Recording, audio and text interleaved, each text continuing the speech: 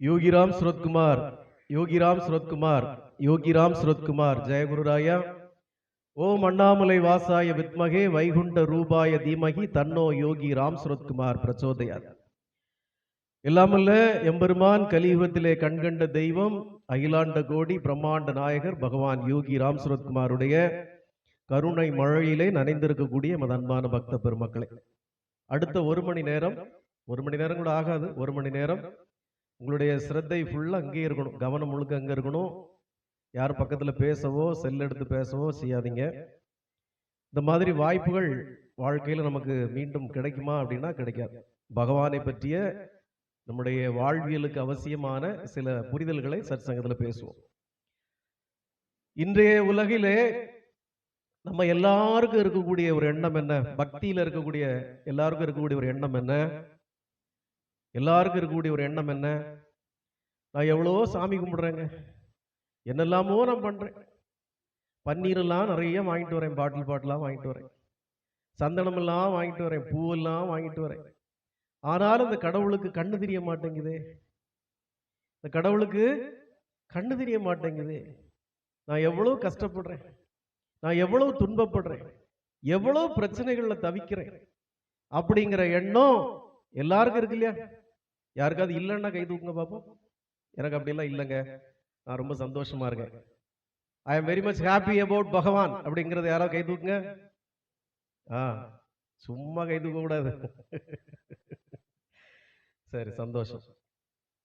பெரும்பாலான ஜனங்கள் 99% ஜனங்களுடைய மனசுல, ஆனாலும் இந்த பகவான் என்னை இப்படி சோதிக்கிறாரே, அவர் கண்ணு தெரிய மாட்டேங்குது, பக்கத்து வீட்டுக்காரெல்லாம் நல்லா இருக்கானே, அவன் ஒரு நாள் சாமி கும்பிட போக மாட்டேங்கிறான், நான் எவ்வளவு சாமி கும்பிடுறேன், எனக்கு மட்டும் இப்படி நடக்குது, எனக்கு மட்டும் இவ்வளவு பிரச்சனையா இருக்கு அப்படிங்கிற துன்பம், ஒரு ஏமாந்த ஒரு மனநிலை, தோல்வி நிலையில் இருக்கக்கூடிய மனநிலை எல்லோருக்கும் இருக்கு.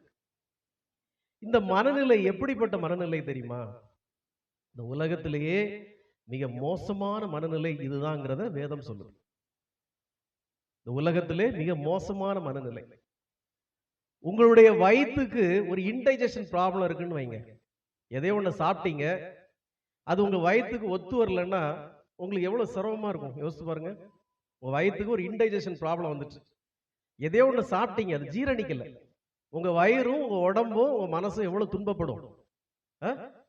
வெளியே எங்கேயும் நம்பி புறப்பட்டு போக முடியாது, எப்ப பாத்ரூம் போனோங்கிறது தெரியாது, எப்ப வயிற்ற கலக்குங்கிறது தெரியாது, எவ்வளவு சிரமமான ஒரு சூழ்நிலை. அதே வயிற்று போக கொஞ்சம் அதிகமா போனா உடம்பு தண்ணி வத்தி போய் ரொம்ப ட்ரை ஆகி டீஹைட்ரேஷன் போயிடும், அதானே? அப்போ நம்முடைய வயிற்றுல ஒரு இன்டைஜஷன் ப்ராப்ளம் இருந்தா நமக்கு எவ்வளவு ப்ராப்ளம் இருக்கு. இதே போல உங்கள் மனதுக்கு ஒரு இன்டைஜஷன் ப்ராப்ளம் இருந்தா எவ்வளவு ப்ராப்ளம். இன்டைஜஷன் மீன்ஸ் மனசுக்கு என்ன இன்டைஜஷன்? உங்களால பல விஷயங்களையும் ஜீரணிக்க முடியல. சேர வேணா தள்ளி போட்டு பாக்குற மாதிரி இருங்க, ஒண்ணு என்ன பாக்குற மாதிரி உட்காருங்க. ஒண்ணு, உங்க மனசுல ஜீரணிக்க முடியாத பல சம்பவங்களை நீங்க வச்சிருந்தீங்கன்னு வைங்களேன், என்ன ஆகும்? என்னால அதை மறக்கவே முடியல சாமி, என்னால அதை ஜீரணிக்கவே முடியல அப்படின்னு நீங்க வச்சிருந்தீங்கன்னா என்ன ஆகும் சொல்லுங்க? ஃப்ரஸ்ட்ரேஷன், டென்ஷன், டிப்ரெஷன் எல்லாம் வந்துடும். இந்த உலகத்துல முக்கால்வாசி ஜனங்களோட நிலை என்ன தெரியுமா? நீங்க கடைசியா சந்தோஷமா எப்ப இருந்தீங்கன்னு கேட்டா தெரியாது. உங்க வாழ்க்கையில நீங்க எப்பங்க சந்தோஷமா இருந்தீங்கன்னு கேட்டா, அது நான் எங்க சந்தோஷமா இருந்தேன், கல்யாணம் ஆன அன்னையில இருந்து எனக்கு இளவுதான். எல்லா பெண்களும் இதுதான் சொல்லுவாங்க, எங்கெங்க நல்லா எங்கெங்க இருந்தேன், என்னைக்கு கல்யாணம் ஆச்சுதோ அன்னையில இருந்து எனக்கு தரித்திரியம் பிடிச்சதுங்க, ஒரு நாள் கூட மனுஷன் நிம்மதியா இல்ல சொல்லுவீங்கல்ல.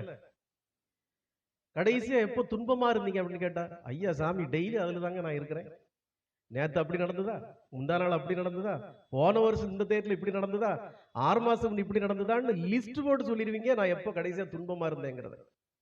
ஏன் உங்களுக்கு துன்பங்கள்லாம் ஞாபகத்துல இருக்கு?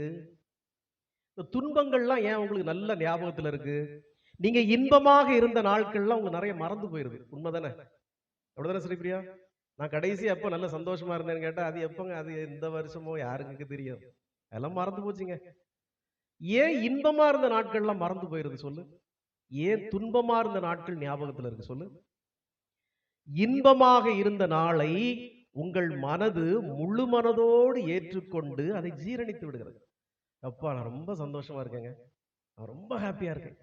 அது மனசு ரொம்ப சந்தோஷமா ஆண்டு அனுபவிச்சு டைஜஷன் பண்ணிருது.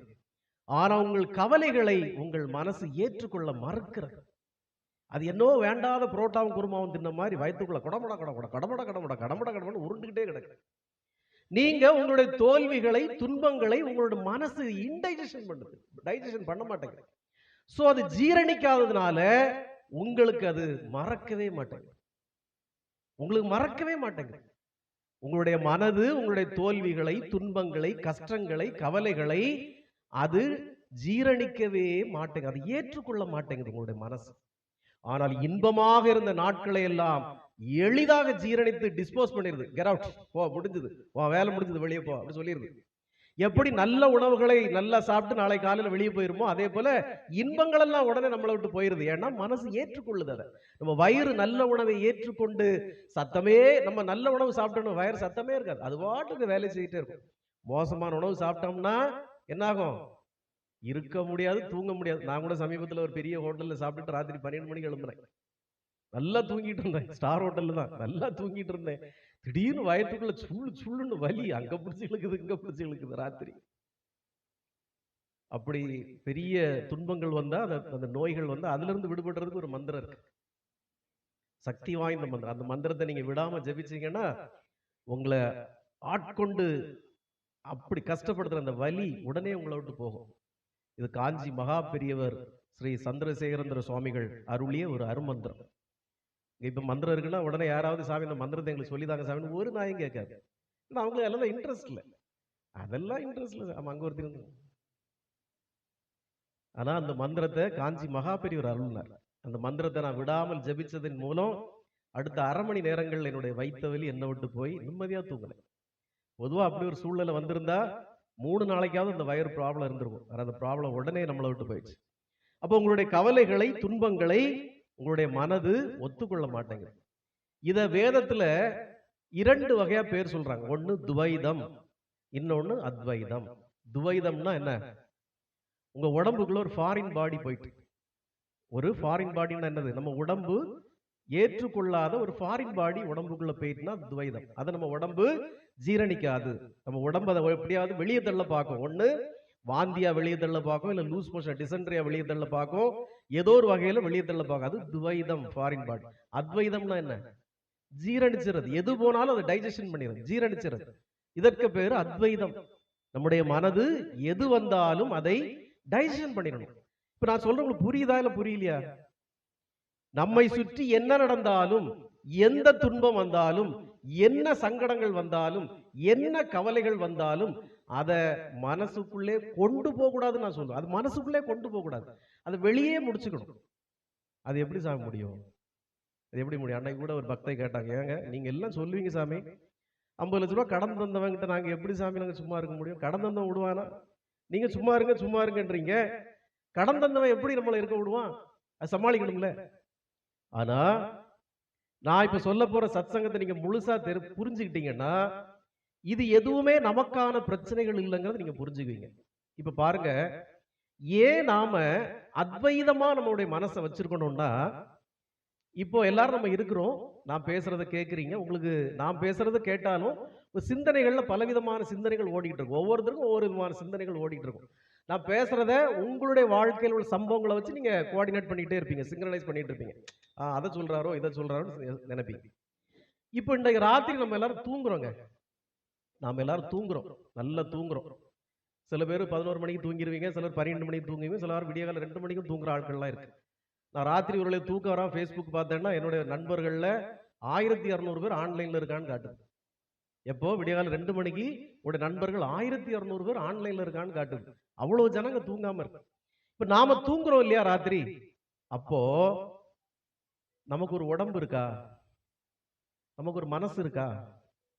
நமக்கு ஒரு துன்பம் இருக்கா? நமக்கு ஒரு நோய் இருக்கா? நமக்கு ஒரு கவலை இருக்கா? நமக்கு ஒரு கஷ்டம் இருக்கா? இது எதுவுமே இல்லை. நம்ம தூங்குறப்ப நமக்கு ஒரு உடம்பு இருக்குன்னு தெரியுதா? நம்ம தூங்குறப்போ நமக்கு ஒரு உடம்பு இருக்கா? ஒரு மனசு இருக்கா? ஒரு பயம் இருக்கா, ஒரு தோல்வி இருக்கா, எது இருக்கு? எதுவுமே இல்லை. இன்னும் புரியல. குழந்தை இருக்குல்லங்க, எல்லாரும் குழந்தை பெற்றிருக்கீங்க, வளர்த்துருக்கீங்கல்ல. இப்ப சிலவருக்கு பேர குழந்தைங்க கூட இருக்குல்ல. இந்த குழந்தைங்க தூங்கி எழும்பணும்னு சிரிக்கும். சிரிச்சுட்டே தான் எழும்பும். 90 வாசி குழந்தைங்க அப்படித்தான். உடம்பு சரியில்லாம படுத்துருக்க குழந்தைங்க தான் அழுதுட்டே எழும்பும். பாக்கி உள்ள குழந்தைங்க எல்லாம் தூங்கி எழும்பணும்னு ஆன்னு சிரிக்கும். அந்த குழந்தைக்கு தனக்கு ஒரு உடம்பு இருக்குன்னு தெரியாது. தெரியுமா உங்களுக்கு? நமக்கு இப்படி ஒரு உடம்பு இருக்கு, 2 கை இருக்கு, நமக்கு 2 கால் இருக்குன்னு அதுக்கு தெரியாது. உங்களை யாருன்னே தெரியாது. ஆனா அது உங்களை பார்த்து சிரிக்கும். அந்த குழந்தைக்கு தெரிஞ்சது 2 விஷயம் தான். நீங்க கடுகடுன்னு அதை பாத்தீங்கன்னா அழும். நீங்க சிரிச்சிட்டு பாத்தீங்கன்னா சிரிக்கும். அதுக்கு நல்லா தெரியுது, பல்ல காட்டுறான், சிரிக்கிறான். இவன் மூஞ்ச ஒரு மாதிரி வச்சிருக்கான், இவன் கோவத்துல இருக்கான். இந்த 2 தான் அந்த குழந்தைக்கு தெரியும். இந்த குழந்தை இப்ப நல்லா பாத்துக்கோ, அந்த குழந்தைக்கு இங்க ஒரு உடம்பு இருக்குது தெரியாது, இங்க ஒரு எண்ணம் அதுக்கு இருக்குது தெரியாது, இங்க எதுவுமே அதுக்கு தெரியாது. அதுக்கு தெரிஞ்சது இந்த ஆள் சிரிக்கிறாரு, இந்த ஆள் கோவப்படுறாரு. இந்த 2 விஷயம் தான் அந்த குழந்தைக்கு தெரியும். வேற எதுவுமே அந்த குழந்தைக்கு தெரியாது. இதே போலதான் நாமளும் இருக்கணுங்கிறது வேதம். இந்த மகா மேதைகள்லாம், இந்த மகான்கள்லாம் எந்த நிலையில இருக்காங்க? நான் ஏற்கனவே சொன்னேன். சுவாமி யோகி ராம் சுரத்குமாரா இருக்கட்டும், பகவான் ரமண மகரிஷியா இருக்கட்டும், இல்ல பப்பா ராமதாஸா இருக்கட்டும், ஸ்ரீ அரவிந்தரா இருக்கட்டும், எல்லா மகான்களும் எந்த நிலையில கடைசியா இருந்தாங்க?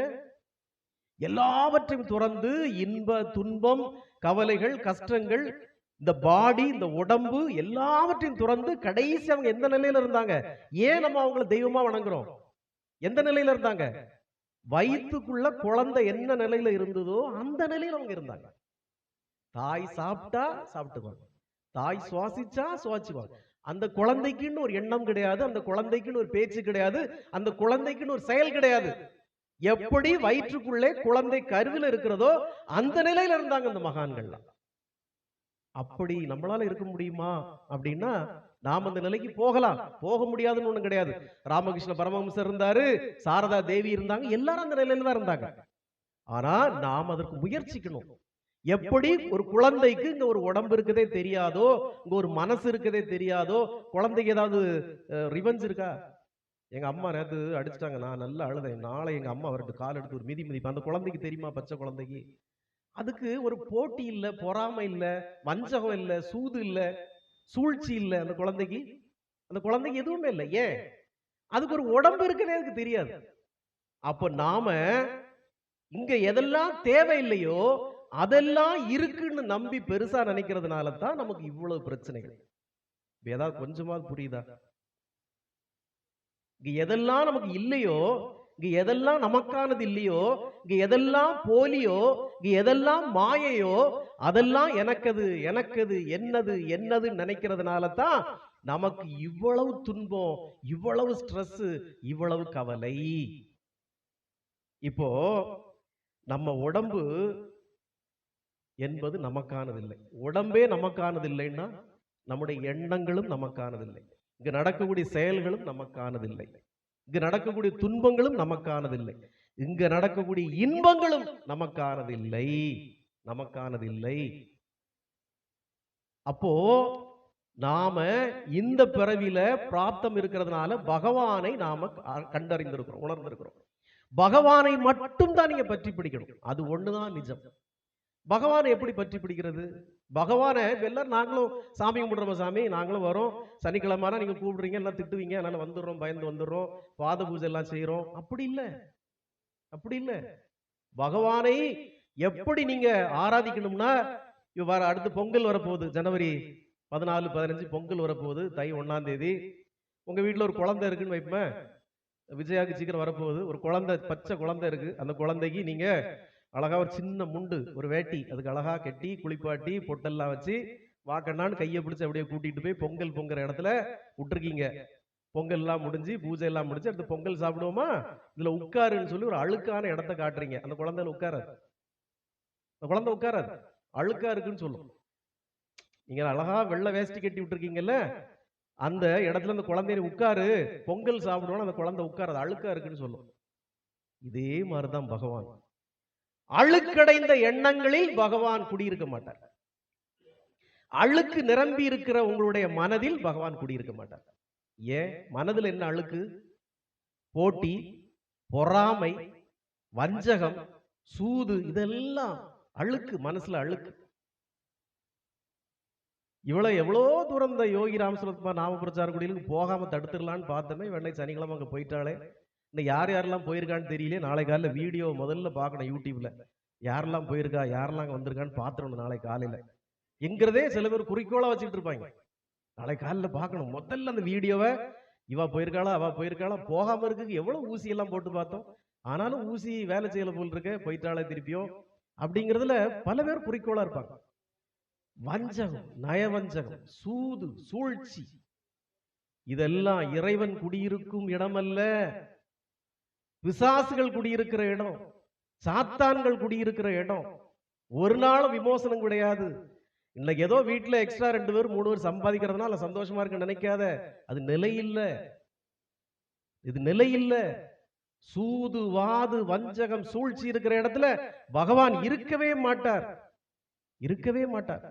இப்ப நான் முதல்ல வந்ததுக்கு வந்துடுறேன். முதல் சப்ஜெக்டுக்கு நான் ஏன் இவ்வளவு துன்பப்படுறேன், நான் தெய்வத்தை இவ்வளவு தொழுதும் எனக்கு ஏன் துன்பம் இருக்கு. ஸ்ரீபிரியாக்கு இருக்கு, நடராஜனுக்கு இருக்கு, நிறைய பேருக்கு அந்த எண்ணம் இருக்கு. நான் எவ்வளவு சாமிக்கு செய்யறேனே, நான் எவ்வளவோ சாமி வந்து விடாம வழிபடுறேனே. நடராஜன் கூட சொல்லுவாப்ல, அவ ஃபுல்லா நாம எழுதிட்டே தான் இருப்பா, வீட்டுல வராட்டாலும் நாம எழுதிட்டே இருப்பா, நாம சொல்லிட்டே இருப்பா, முழு நேரம் அதான் வேலை.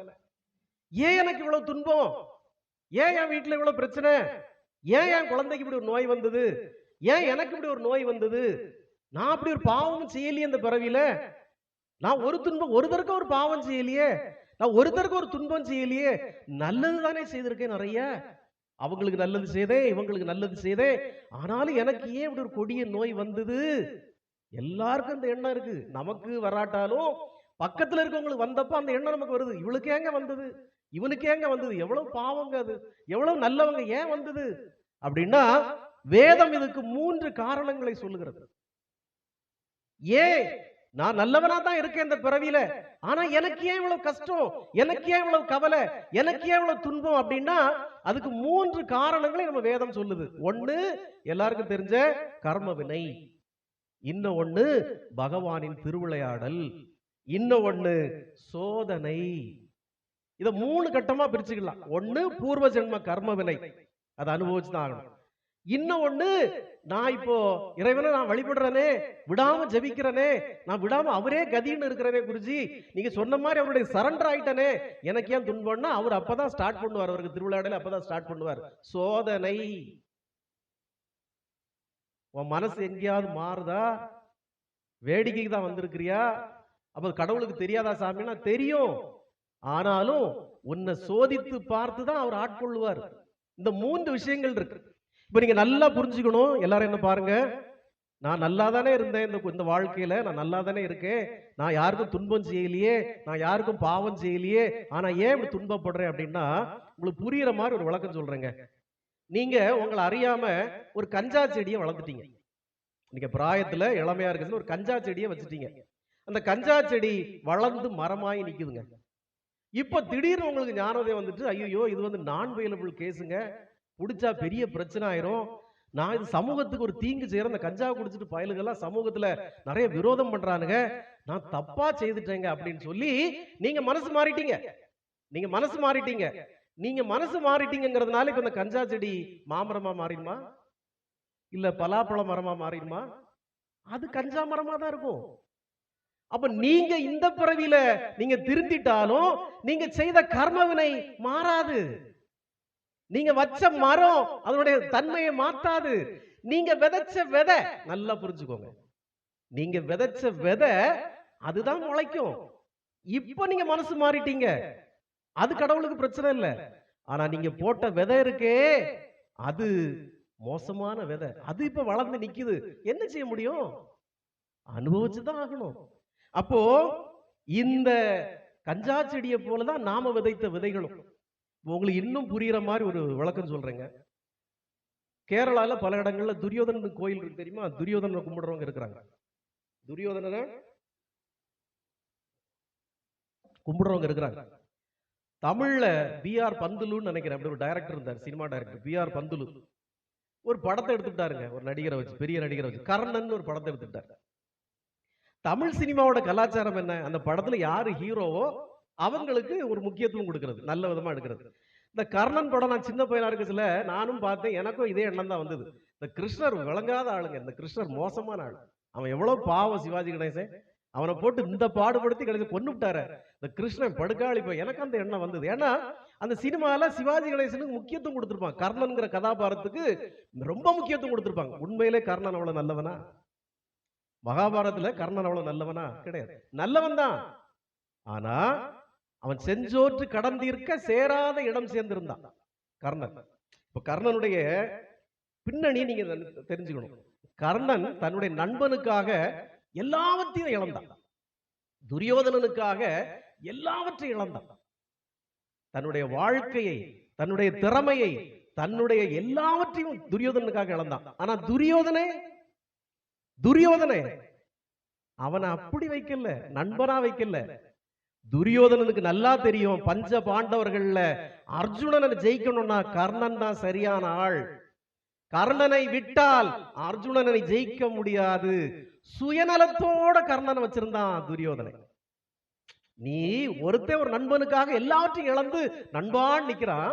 ஆனா இன்னொரு நண்பன் அப்படி வைக்கல, அவன் சுயநலமா ஒண்ணு வச்சிருக்கான்.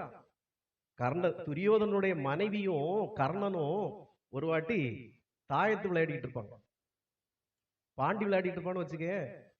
அப்போ துரியோதனுடைய மனைவி தோத்துக்கிட்டே வருவா. இவன் இங்க கர்ணன் இங்க பார்த்திருப்பான், துரியோதனுக்கு மனைவி இங்க பார்த்திருப்பான். இன்னொருத்தன் பொண்டாட்டி கூட விளையாடிட்டு இருக்கான், ஃப்ரெண்டுக்கு பொண்டாட்டி கூட. இன்னைக்கு என்ன பெரிய பிரச்சனையாகி போயிடும். கடைசியில் தாயத்து விளையாடுற அளவுக்கு வந்துட்டா இப்போ ரைட் பாண்டி விளையாடுற அளவுக்கு வந்து நிக்குது. நான் நினைச்சேன், அப்பவே நினைச்சேன் அப்படின்னு வந்துடும். அப்போ இவன் தோத்துக்கிட்டே இருக்கிறான். அப்போ துரியோதனை உள்ள என்டர் ஆயிட்டான்.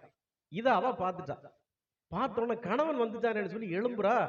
கர்ணன் என்ன நினைச்சான், இவன் தோத்தனாலதான் ஓடுறான்னு டப்புன்னு சாரியை பிடிச்சிட்டான். சீலையை பிடிச்சி இழுத்த உடனே அந்த சாரியில கோர்த்திருந்த முத்துக்கள்லாம் சரசரன்னு உருந்து போயிட்டு, அப்படியே உருந்த உடனே அவன் விலத்துட்டா. பாக்குறான், துரியோதனை வந்து நிக்கிறான். கர்ணனுக்கு ஒரு செகண்ட், ஐயோ நண்பனுக்கு மனைவியை நம்ம புடவை பிடிச்சிட்டோமே, நண்பன் பார்த்துட்டானே, அவன் என்ன நினைப்பானோ, இப்ப பிரச்சனை ஆரம்பிக்குமோ. என்ன இருந்தாலும் அவனுடைய மனைவியாச்சே, நம்ம புடவை பிடிச்சி இழுத்தது மட்டும் இல்ல, அந்த புடவையில கோர்த்திருந்த முத்துக்கள்லாம் உதிர்ந்துட்டேன்னு நினைக்கிறப்போ, உண்மையான நண்பன்னா சண்டை போட்டிருப்பான். டேய் உனக்கு இது என்ன வேலை? நான் இல்லாதப்ப என் பொண்டாட்டி கூட பாண்டி விளையாடுறதே தப்பு. இன்னைக்கு பாண்டி விளையாடுவேன், நாளைக்கு வேற ஏதாவது விளையாடுவேன், இந்த ஜுவாலி இனிமேல் வச்சுக்க கூடாது, புரியுதா அப்படின்னு சொல்லியிருப்பான். ஆனா இவன் நயவஞ்சகம் மிக்கவன்கிறதுனால, அர்ஜுனனை வெல்வதற்காக கர்ணனை பலிகடவா வச்சிருக்கிறதுனால அவன் என்ன சொன்னான், உதிர்ந்த இந்த முத்துக்களை கோர்க்கவோ அப்படின்னு வசனம் பேசினான். நான் கோர்க்கவா இல்ல அள்ளவா அப்படின்னு பேசினான். கர்ணன் அவன் பாவம் இதுல மயங்கிட்டான். இப்படி ஒரு நண்பனா, ஏ அப்பா என்ன ஒரு நட்பு அப்படின்னு அவன் நம்புறான். ஆனா கர்ணன் ஏமாந்துட்டான். கர்ணன் எவ்வளவு பெரிய ஏமாளின்னா, இந்த பாரத போர் உருவாகிறதுக்கு முன்னாடி பகவான் ஸ்ரீ கிருஷ்ணர் இந்த போர் நடந்துடக்கூடாது என்பதற்காக பல தடவை தூது போனார். தெரியுங்களா உங்களுக்கு? இந்த போர் நடந்தா மிகப்பெரிய அழிவு வருங்கிறது பகவானுக்கு தெரியாதா? பகவான் இந்த போர் நடந்துடக்கூடாதுங்கிறதுக்காக பல தடவை தூது போனார். அதுல ஒரு முறை தூது போனது கர்ணன்கிட்ட போய் சொல்றாரு, கர்ணா நீ யார் தெரியுமா? நீ தாய் தந்தையற்ற, சகோதரர்களற்ற, குடும்பம் இல்லாத அனாதை இல்லை. நீ பாண்டவர்களில் மூத்தவன், பாண்டவர்களுடைய சகோதரர்கள். இந்த போர் நடந்தா பாண்டவர்கள் தான் ஜெயிக்க போறாங்க. நீ உன்னுடைய சகோதரர்களோடு சேர்ந்து இருந்தால் அவங்க ஜெயிச்சு வாங்குற நாட்டுக்கு நீதான் ராஜா அப்படின்னு கிருஷ்ணர் சொன்னாரு. ஆனா கர்ணன் கேட்கல. கர்ணனுக்கு கேட்க விடல. இப்ப நல்லா புரிஞ்சுக்கணும், ஒரு இறைவனே போய் உன்னை ஆட்கொள்றதுக்காக, உன்னை திருத்துறதுக்காக உனக்கு அட்வைஸ் பண்றாரு. இங்க பாருப்பா, இங்க பாரு, நீ யார் தெரியுமா? நீ வந்து என் பாதத்தை பிடிச்சுக்கோ, சரணாகதி அடைஞ்சுக்கோ, உன்னை நான் காப்பாத்துறேன் அப்படின்னு இறைவனே வந்து சொல்றப்போ கர்ணனுக்கு அது காதுல விழல. இங்கேயும் பல பேருக்கு அதான் காதுல விழ மாட்டேங்குது. நாம கரடியா கத்திட்டு கிடக்குறோம், இங்க யாருக்குமே அது காதுல விழ மாட்டேங்குது. ஏன் விழ மாட்டேங்குது? அதுக்கு இப்போ கர்ணனுடைய முற்பிறப்பை பத்தி நாம பார்ப்போம். கர்ணன் இதுக்கு முந்தின பிறவில சகஸ்ரவசன் அப்படிங்கிற ஒரு அசுரனா இருந்தான். சரியா? சகஸ்ரவசன் அப்படிங்கிற ஒரு அசுரனா இருந்தான். அந்த பிறவில அவனுக்கு 1000 கவசங்களை வச்சிருக்கான். அதனாலதான் அவன் சகஸ்ரவசன். 1000 கவசங்களை கொண்டு கர்ணன் பிறந்திருக்கிறான். பெரிய தைரியசாலி, அவனை மிஞ்சி யாரும் அழிக்க முடியாது. இந்த தைரியத்துல அவன் என்ன பண்றான், நரநாரணர்கள் அப்படின்னு இமயமலையில நாராயணருடைய அவதாரத்தை போன்ற பல ரிஷிகள் இருந்தாங்க. அவங்க பேர் என்ன, நர நாரணர்கள். அடுத்த வாரம் கேள்வி கேட்பாங்க இந்த அம்மா, பாத்துக்கணும். நரநாரணர்கள் அப்படிங்கிற நாராயணருடைய அம்சமான பல ரிஷிகள் இமயமலையில இருந்தாங்க. இவங்க தவ வலி மேல சிறந்தவங்க. தவம்னா ஒற்றை கால தவம், தலகீழ தவம். இப்ப சில வீடியோக்கள்லாம் பாக்குறீங்க இல்லையா, பனிமலையில உறைபனில சில ரிஷிகள் அப்படியே உட்கார்ந்து, இதை விட பிரமாதமாக அவங்க வர தவம் இருக்கிறாங்க. இந்த சகசிரவசன் இது பிடிக்கல. இவன் போய் என்ன பண்றான், இந்த நரநாரணர்கள் எல்லாரையும் போய் துன்பப்படுத்துறான், அடிக்கிறான், உதைக்கிறான், துன்பப்படுத்துறான், அவங்க தவத்தை கலைக்கிறான். அப்ப அவங்க எல்லாம் நாராயணருடைய அம்சம்ங்கிறதுனால எதிர்த்து போரிடுறாங்க. எதிர்த்து போரிடுறப்போ, போர் தொடர்ந்து நடக்கிறப்போ இவனுடைய உடம்புல இருக்கக்கூடிய 1000 கவசங்களை ஒன்னொன்னா கலத்துறாங்க. அவங்க அடிச்சு அடிச்சு கலத்துறாங்க. இந்த கவசத்தை கலத்துனாதான் அவன் அழிக்க முடியும். ஒன்னொன்னா அழிச்சு இந்த போர் ரொம்ப நாள் நடக்கிறப்போ 999 கவசங்களை அவங்க ஒழிச்சிட்டாங்க. இப்ப ஒரே ஒரு கவசம் இந்த சகசிரவசன் உடம்புல இருக்கு. இந்த ஒரு கவசத்தையும் எடுத்துட்டா அவனை கொன்னுடலாம். இது அவனுக்கு சகசிரவசனுக்கு தெரிஞ்சு போச்சு. இந்த ஒண்ணும் இனி போயிட்டா நம்ம செத்து போகணும்னு ஓடுறான். ஓடி என்ன பண்றான், நேரா சூரிய தேவன்ட்ட போறான். சூரிய தேவன்ட்ட போறான். சூரிய தேவனுக்கு அப்ப அந்த சூரிய தேவன் யாரு இருக்கான்னா, சூரிய நம்ம ஏற்கனவே சொல்லியிருக்கோம், ஈஸ்வரனையும் விஷ்ணு பகவானையும் தவிர வேற எந்த பதவி நிரந்தரம் இல்லை. எல்லாவும் பதவிதான். சூரியன், சந்திரன், வாயு, அக்னி எல்லாமே பதவிதான். அப்ப அதுக்கு முன்னாடி இவஸ்வான்ங்கிற ஒருத்தன் தான் சூரியனுக்கு இப்ப தலைவரா இருந்தான். சூரிய பதவியில இருந்தது யாரு, இவஸ்வான். நல்ல அந்த பேரெல்லாம் குறிப்பு எடுக்கணும். ஆமா, அடுத்த வாரம் பதில் சொன்னா பரிசு உண்டு. இவஸ்வான் என்கிறவன் தான் சூரியனுக்கு அதிபதியாக இருந்தான். இந்த கர்ணன் ஓடி போய் ஒளியறதுக்கு போறான் இல்லையா, அந்த நேரம் இவஸ்வானுடைய பதவி காலம் முடிஞ்சு நாராயணரே சூரிய பதவி ஏற்றிருக்கார். அப்ப அவருக்கு பேர் என்ன, சூரிய பதவியை நாராயணரே ஏற்கிறப்ப அவருக்கு பேர் என்ன, சூரிய நாராயணர். சூரிய நாராயணர், நாராயணரே சூரிய பதவியை வச்சிருக்கனால சூரிய நாராயணன். இந்த கர்ணன் போய் நாராயணர்கிட்ட அடக்கலம் கேட்கிறான், சாமி என்னை காப்பாத்துங்க, என்ன கொல்ல வராங்க. இப்ப அங்க போரிட்டானே அவங்களும் நாராயணரோட அம்சம் தான், நரநாரணர்கள். இப்போ சூரிய பகவானா இருக்கிறது நாராயணர் தான். ஆனா அடைக்கலம்னு தேடி வந்தனால நாராயணர் அவருக்கு அடைக்கலம் கொடுக்கிறார். வாப்பா வா, என்னுடைய சூரிய ஒளிக்கு பின்னால ஒளிஞ்சுக்கோ போ அப்படின்னு காப்பாத்துறாரு. நல்லா புரிஞ்சுக்க, நீ எவ்வளவு அசுரனா இருந்தாலும் நீ அடைக்கலம்னு தேடி போயிட்டா நாராயணர் உனக்கு அடைக்கலம் தருவார். என்னுடைய சூரிய ஒளிக்கு பின்னால ஒளிஞ்சுக்கோன்ட்டார். கர்ணன் போய் ஒளிச்சுக்கிட்டான். சாரி, அவன் பேர என்ன பேர்ல இருக்கிறான், சகசிரவசன். அவன் போய் ஒளிஞ்சுக்கிட்டான். இப்ப இந்த கதை இப்படி நிக்குதா.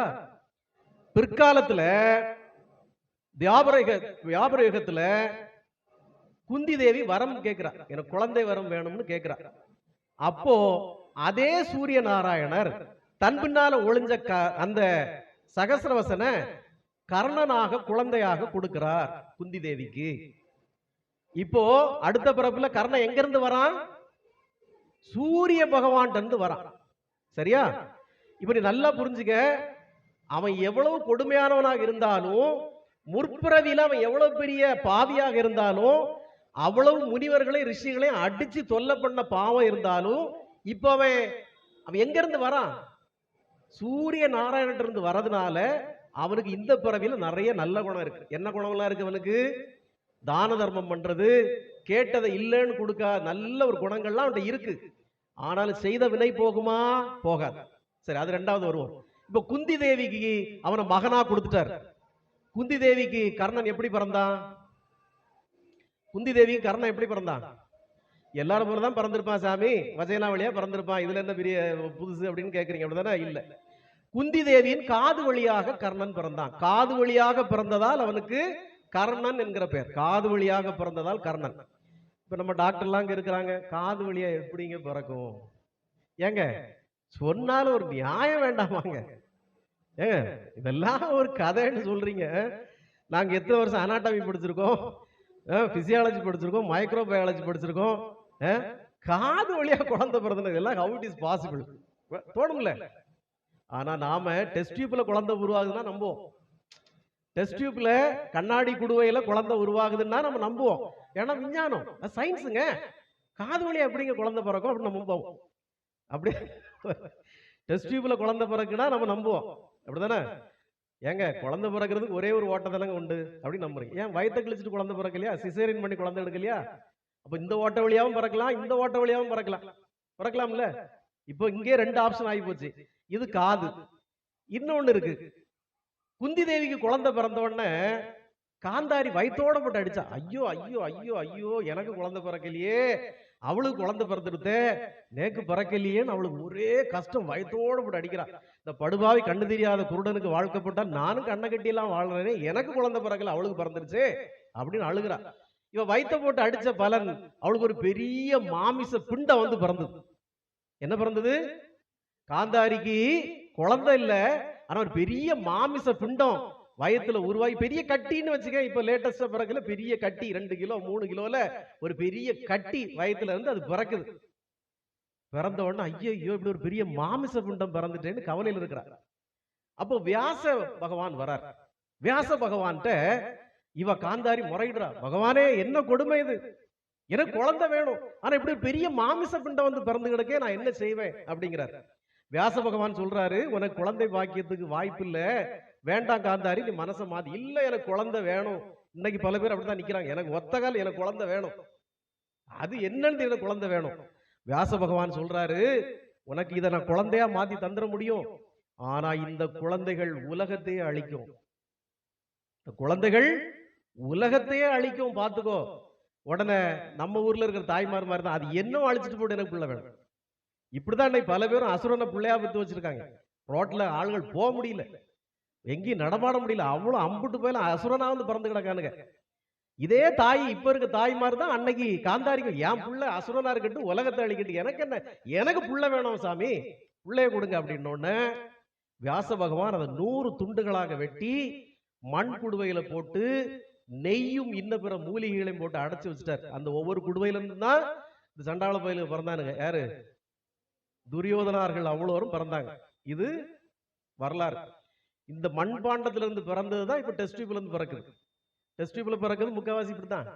அது நேரங்காலம் இல்லாம எப்போ செமன் எடுக்கிறாங்க, எப்போ வந்து அதை லேப்ல சரி பண்றாங்க, எப்போ டெஸ்ட் டியூப்ல வைக்கிறாங்க, எப்போ அது எக்கோட சேருது, எப்போ பிறக்குது, ஒண்ணு நேரங்காலமே கிடையாது. வேற எல்லாத்துக்கும் நேரம் பார்ப்போம். இடம் வாங்கினா நேரம் பார்ப்போம், வண்டி வாங்கினா நேரம் பார்ப்போம், கல்யாணம் வாங்கினா நேரம் பார்ப்போம். புள்ள பிறகு மட்டும் யாருக்கும் நேரமே முக்கியம் இல்லை, அது கண்ட நேரத்தில் பெற்றுற வேண்டியதான். அப்புறம் அது ஆகாத நேரத்தில் அசுரம் வந்து பிள்ளையா பிறந்து நிற்கும், உலகத்தை அழிக்கும். அப்போ இந்த 100 குழந்தைகளும் அப்படி அந்த மண்பானையில இருந்து பிறக்குது. சரிதானே? இந்த சூரிய தேவன் அருளால கர்ணன் பிறந்ததால அவன் கொடைவள்ளலாக இருக்கிறான், நல்லவனாக இருக்கிறான், மனசாட்சி மிக்கவனாக இருக்கிறான். சூரிய தேவன்கிட்ட இருந்தே பிறந்தாலும் அவனுடைய முற்பிறப்பு கர்மவினை அவனை விடாது, கர்மவினை விடாது. சூரிய பகவான் நேரடியா வந்திருக்கான்.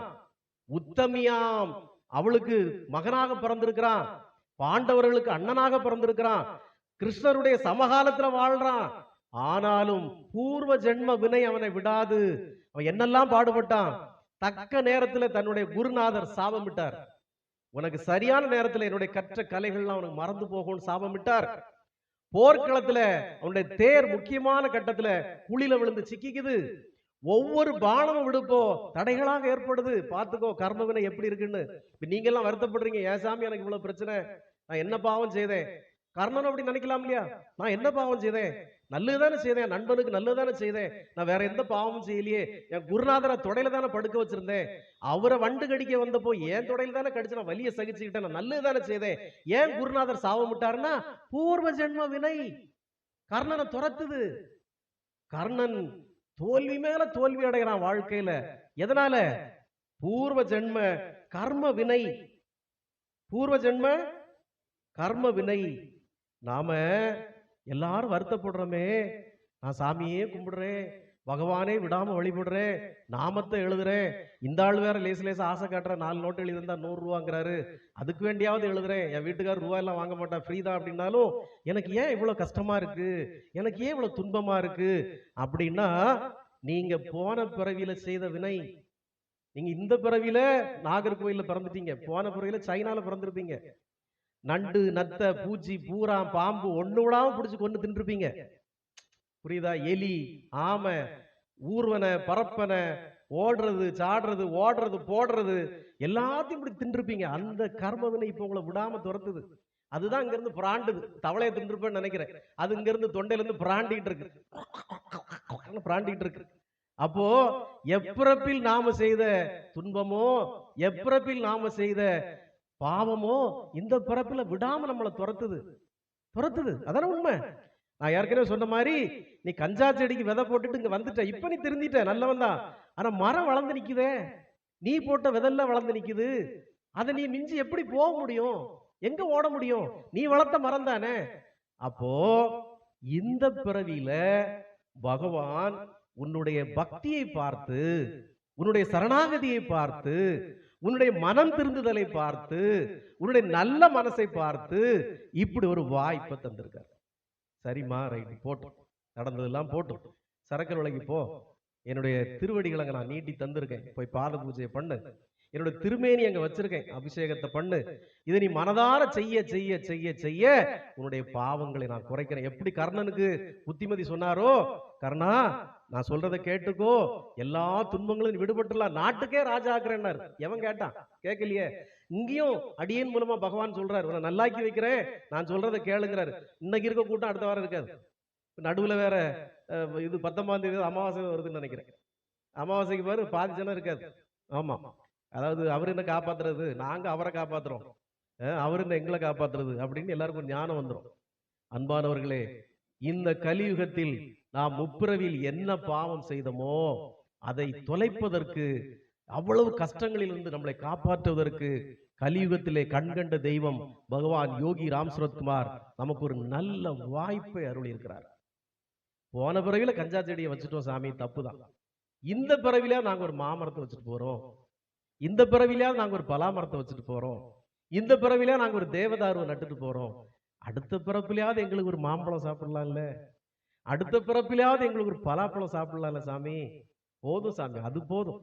அந்த வாய்ப்பை தந்தீரே, எங்களுடைய துன்பத்தை, எங்களுடைய முட்டா மூளைக்கு அந்த அறிவை தந்தீரே, எங்களுக்கு ஒரு புரிதலை தந்தீரே பகவானே, அதற்கு நான் காலம்பூதா நன்றி சொல்றேன் கடவுளே, நான் காலம்பூதா அவங்களுக்கு நன்றி சொல்றேன் கடவுளே.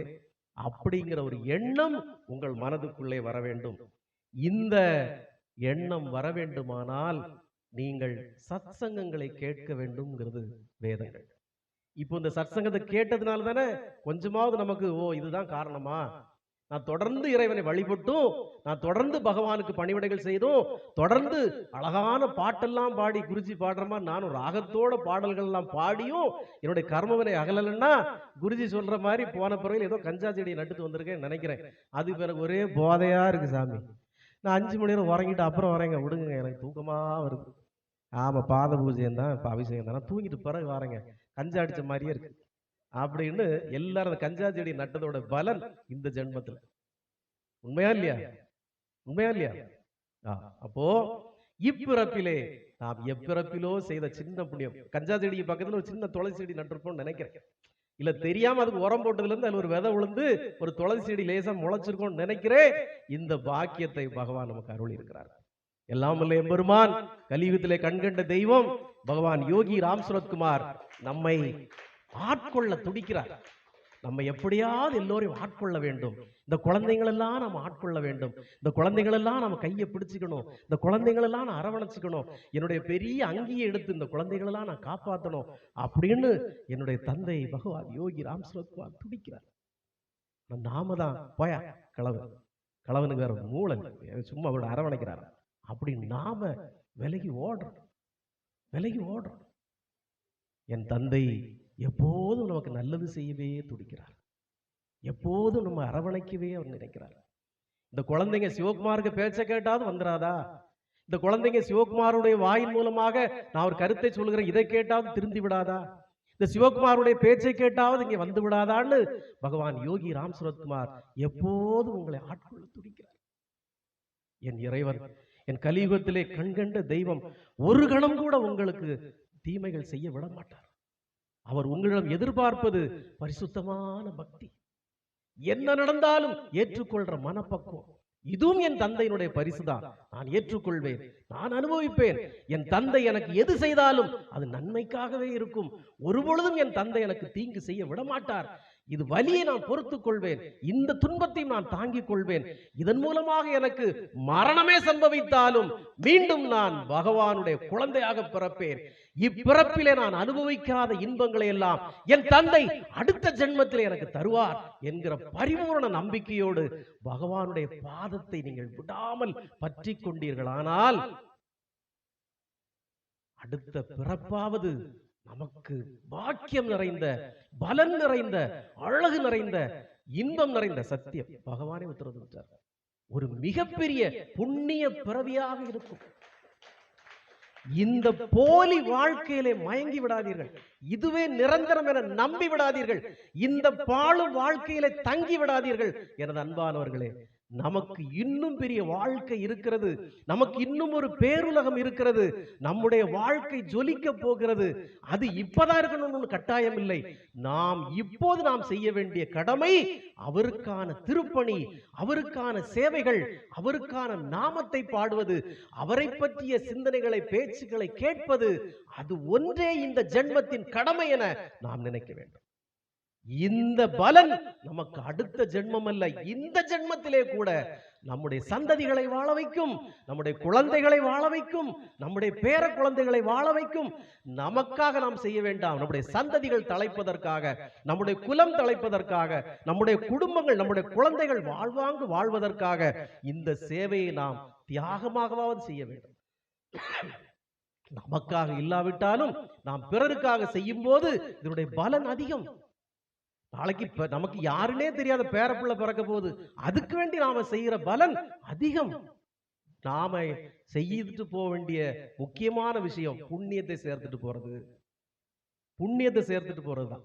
பகவான் யோகி ராம் சுரத்குமார் நமக்கு இந்த அரும்பெரும் வாய்ப்பை அருள் இருக்கிறார். எது நடந்தாலும் அதை மனதார ஏற்றுக்கொண்டு மீண்டும் மீண்டும் பகவானுடைய திருவடிகளை பற்றி பிடித்து அவருடைய நாமத்தை விடாமல் ஜெபிப்போமானால் நாம் ஒரு மிகப்பெரிய சூரியனாக, சூரிய தேவனாக ஜொலிப்பது நிஜம் நிஜம் நிஜம். யோகி ராம் சுரத்குமார், யோகி ராம் சுரத்குமார், யோகி ராம் சுரத்குமார். ஜெயகுருராயா. ஓம் அண்ணாமலை வாசாய வித்மகே வைகுண்ட ரூபாய தீமகி தன்னோ யோகி ராம் சுரத்குமார் பிரச்சோதயா.